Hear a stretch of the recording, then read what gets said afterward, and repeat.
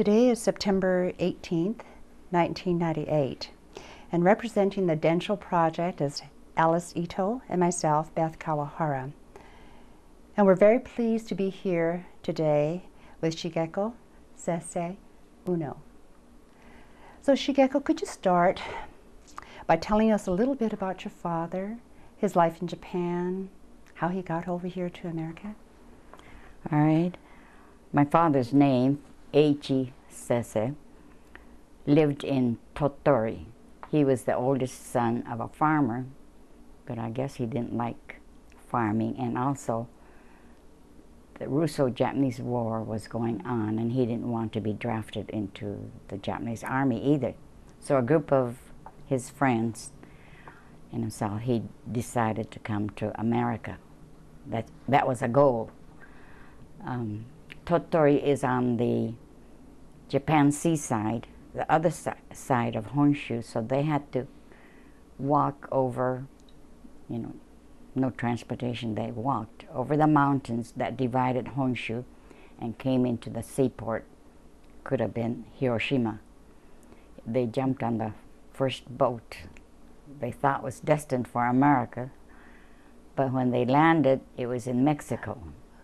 And so they realized they're in Mexico, and they traveled all the way over the border.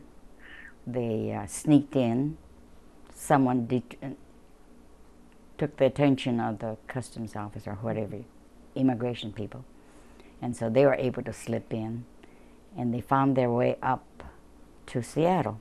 He's never told me about any of the visits in other California cities or Oregon, but anyway, their destination was Seattle, and that's how they got here.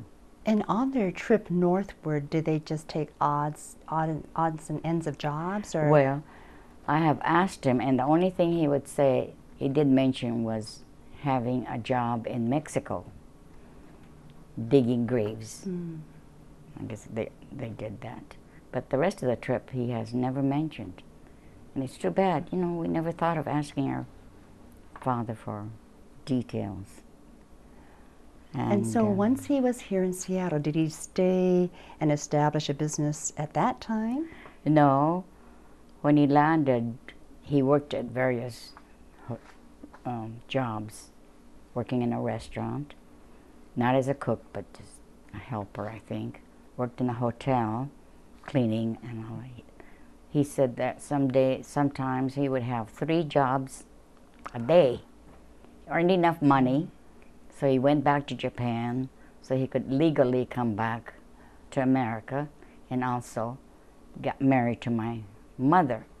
My mother was a daughter of a Zen Buddhist priest, and so she was raised in the Buddhist temple, but they also happened to be next door to my father's farm.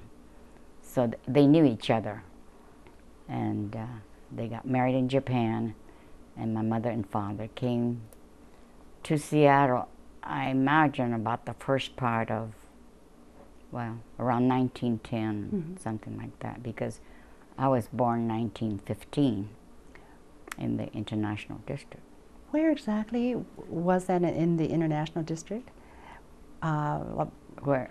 Yeah, that you were born. Where was your first home that you remember? Oh, it was on 7th Avenue South between Maine and Washington. And I remember that home because I fell off of the second floor window. Excuse me, you fell off the second floor window when you were just a little baby?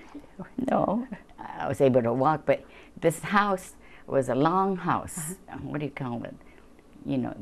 Different families lived, and it was on a hill. 7th Avenue is a hill between Maine and Washington.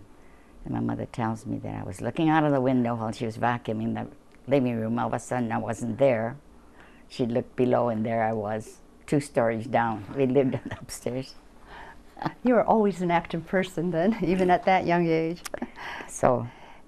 And subsequently, did you have other brothers? Yes, I had a brother, Masa, that was born in 1917. Another brother, Tosh, 1918. Another brother, George, born in 1920, and the last one, Kaoru, 1922.